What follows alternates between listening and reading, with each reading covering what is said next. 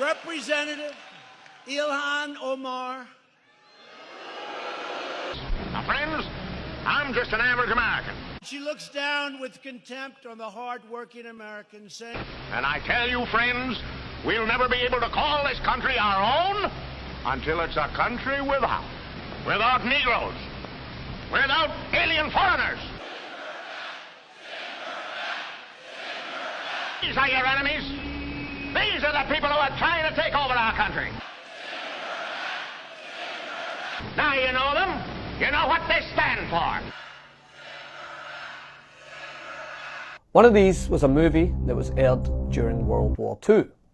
The other was yesterday.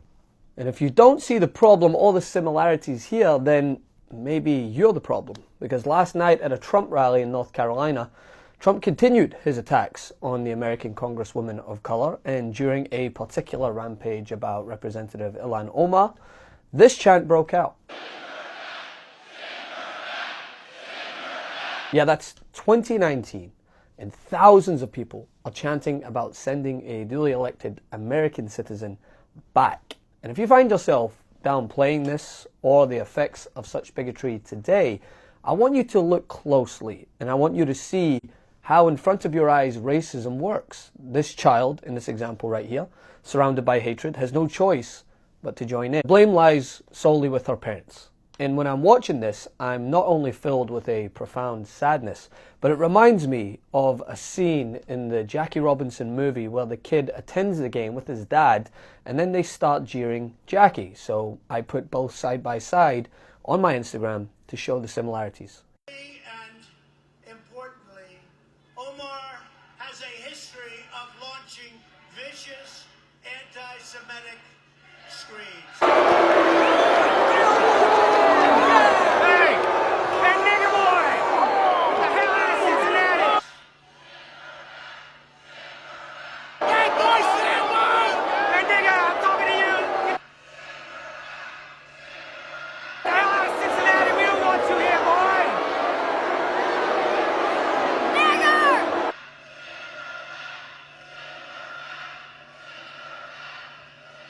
It's quite literally how this hate and bigotry remains to be an intractable stain on the fabric of this nation, because it continues to be taught and it's learned and believed, and that's why education is so important, to teach the next generation of what it means to be inclusive, of what it means to be an American, a true American. What we are seeing here isn't.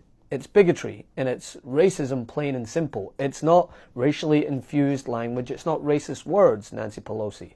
It's racism, and you have to call it out as is. You can't sugarcoat it and say it's racism with a side salad or whatever it is you're trying to do to excuse it, because you only downplay its effects on society. Think about it, right? If 20 high school students chanted this at a classmate, how many would be expelled? If 20 employees yelled this at a co-worker, how many would be fired? So how is this deemed acceptable on the world stage when in any other environment it would be treated for what it is? If after watching this you are waiting around to activate those around you to help amplify voter turnout, to mobilize and help educate others, then I don't know what to tell you.